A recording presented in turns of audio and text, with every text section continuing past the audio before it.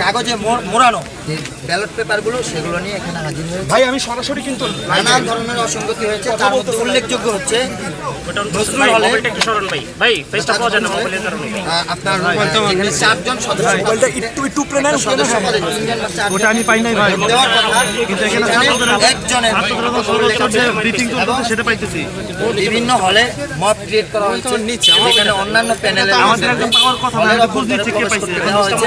বাংলাদেশ জাতীয়তাবাদী ছাত্রদল মনোনীত যে প্যানেলটা আছে আমাদের প্রার্থীদেরকে সেখানে ঢুকতে দেওয়া হয় নাই।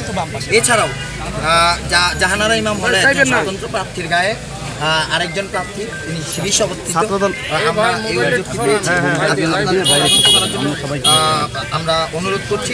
এবং আমি নিজে যখন ফজিলাতুল হলে গেলাম তখন আমি দেখতে পেলাম সেখানে মত ক্রিয়েট করে সাংবাদিকদের পর্যন্ত ঢুকতে দেওয়া হয়নি। ফজিলাতুল হলে দুপুর 12টা সাড়ে 12টার দিকে আমি নিজেও সেখানে ছিলাম। তা আপনাদের কাছে আমাদের আরও নানান ধরনের অসঙ্গতি আমরা পেয়েছি, এগুলো আমাদের প্যানেল যখন সংবাদ সম্মেলন করেছে তারা উল্লেখ করেছিল কারণগুলো।